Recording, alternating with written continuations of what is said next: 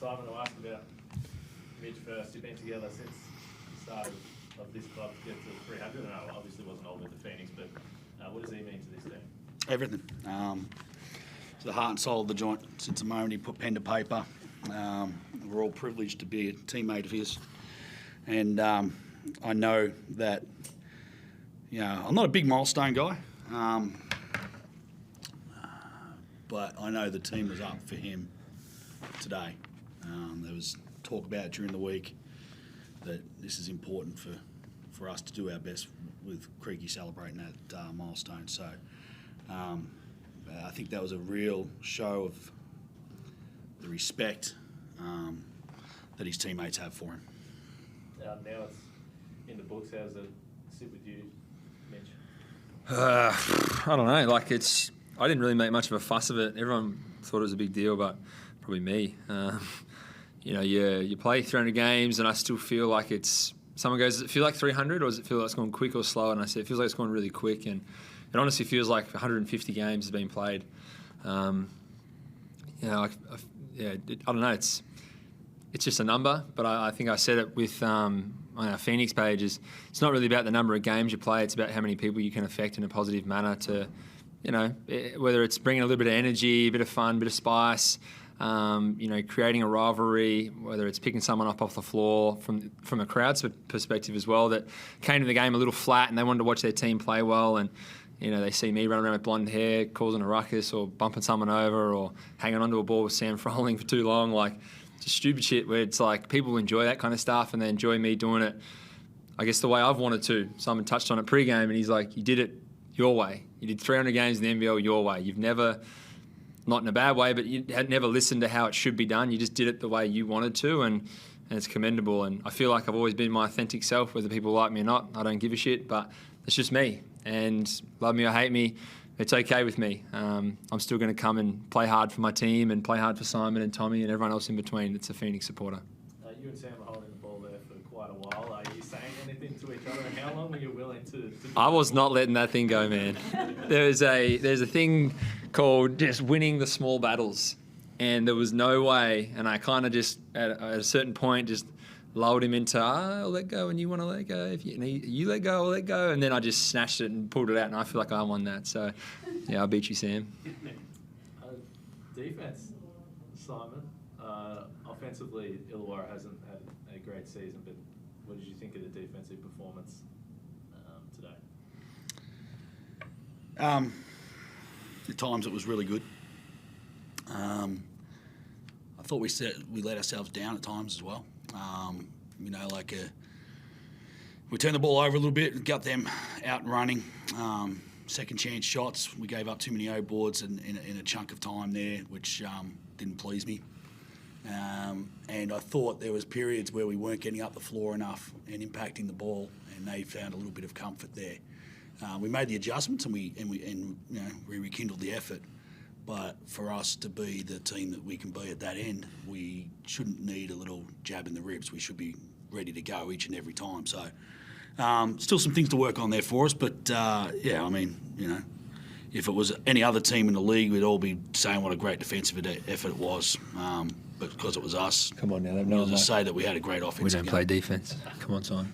Don't be silly. Alan Williams, in this league, sometimes, in recent times anyway, big men that sort of play a lot back to the basket aren't necessarily featured, or perhaps aren't necessarily dominant players, but he seems to have figured it out really quickly on offense. What do you credit him to? He's been a dominant player wherever he's gone, whether it be college, G League, even the NBA. He got buckets, killed it in Russia, and he's killing it here in the NBL. He's just got amazing touch. He's a unique talent. Going into the post is not unusual for us. We're by far the most post heavy team, and we were last year as well. We've still got Joe to plug in there as well when he gets healthy and get more touches out of it. And when you got the shooting that we have, and not that we've shot the ball great on the season, but we have the capability of shooting the ball, it's hard to go send a double down to a guy like that. He's a guy who's all over the world, been a dominant player down there, and it doesn't surprise me that he's found his touch early in his NBL career. Mitch was talking about energy and firing up the crowd as well. I don't know, maybe you answer this, Mitch, but he's got a million different celebrations. He's always interacting with the crowd in some way. What is his personality bring to this team? I mean, you just got to watch him play, and it's his personality. He's got some highs, he's got some lows, but there's always a happy medium of constant energy. And sometimes, I think probably 80% of the time, same as me, it's probably 80% of the time it's in the right place.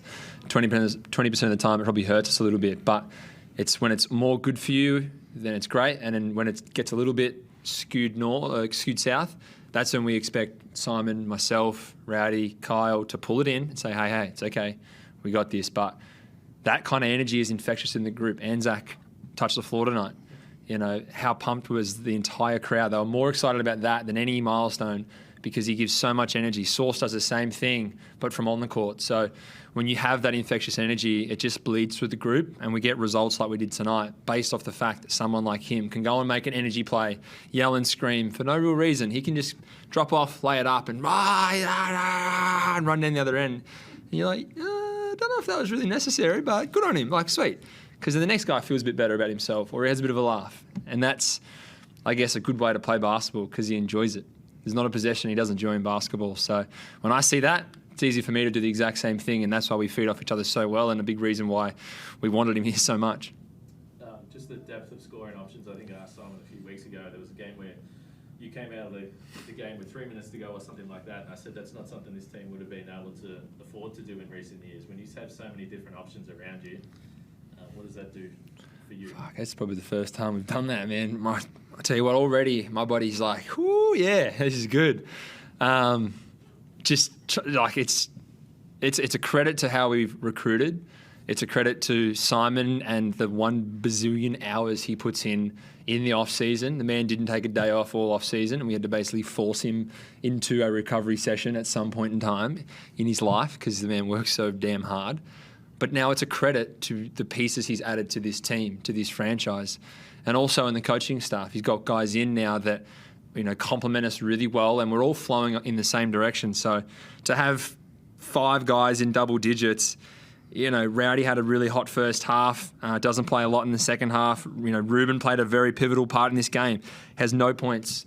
But his ability to defend, to get deflections, to be in the right spot, to box out, to rebound, that's what we worry about, not having 5 guys in double figures. It's our guys going to box out, tag up, and run in the right spots. And we've got that. We're buying into it, and now it's becoming a part of our winning culture. And it's defense first, and offense flows off of that.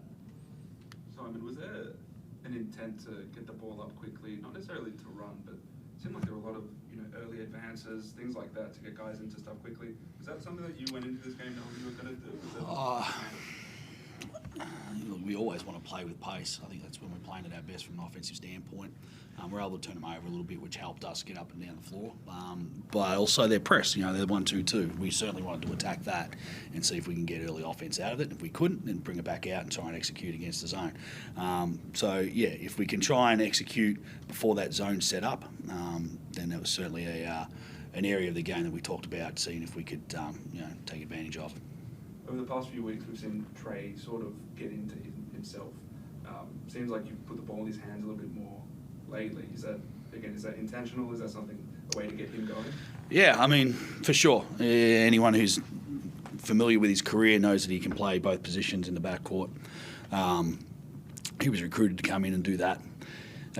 With his injuries in the pre-season, he wasn't able to get the reps. He had 5 weeks on the sideline. We initially brought him in. I think he had half dozen training sessions at the 2. Then he got injured, missed 5 weeks. And as he's worked his way back in, we've slowly started to throw the ball to him at practice at the point guard position.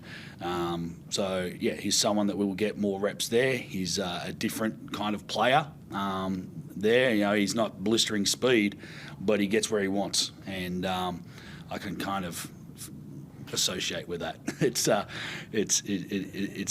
really, he's got a lot of gifts and makes great decisions, and him playing more minutes there will strengthen us because it's the yin and yang with him and Gary. Gary going to beat you with a handle, Gary going to beat you with his speed, and then all of a sudden it's a change of pace, and it causes disruption to the defense. How impressed are you with how this team, given 3 new imports to the league, rallied around the guys when late in the game, you know, everyone was up, the crowd was up. You know, how much confidence does that give you that this team has what it takes to go all the way, knowing that these new guys can you know, contribute to that sort of I think any team that's going to make an impact in our league has to have a lot of love and care for their teammates, because the evenness of the league, it's those intangibles to be able to celebrate your teammates' success is something that's really important, and I enjoy seeing that. Now, Anzac is a very similar personality type to Sauce, in that he is up and about and he brings so much confidence, so much celebration to the guys who play big minutes. It would be rather rude of those guys not to reciprocate. And I think everyone in the crowd obviously enjoyed his minutes. You know, he's someone that we're very fond of, and someone that we're hoping is part of our club for a number of years to come. Kyle, was a game time decision today. Is he obviously disappointed not to play 200 in front of the home crowd? But, Cricky pulled rank. He said, "I don't share milestones. You can take yours to New Zealand." We did paper, scissors, rock. I won. Yeah, look, he had a little fall, and he's hurt his knee, and he should be fine for the next round. He could have played today, I think, but he didn't get the training session in with full contact that we needed to pass him fit. How do you celebrate 300? What's in the cards? Going to Vapiano's. I'm going to eat 17 pizzas. It's going to be sick. Can't wait. Big crew of 20 of us. All good. Sweet. Thanks, guys. Thank you. Oh, sorry. Yo. Yeah, sorry, Simon, just a quick one on Thursday night's game. Obviously, last time you played at Rakers, you played really well against them. What are your thoughts on now taking them on in the form that they're in at the moment on Thursday night? Look forward to it. You know, we're both coming off pretty big wins. They're a team we've had a lot of success against. I think we've won, including practice games, like 14 of our last 15 games against them. So we have a level of confidence when we go up against New Zealand to do well. But we're also very respectful and mindful that they're having one hell of a season.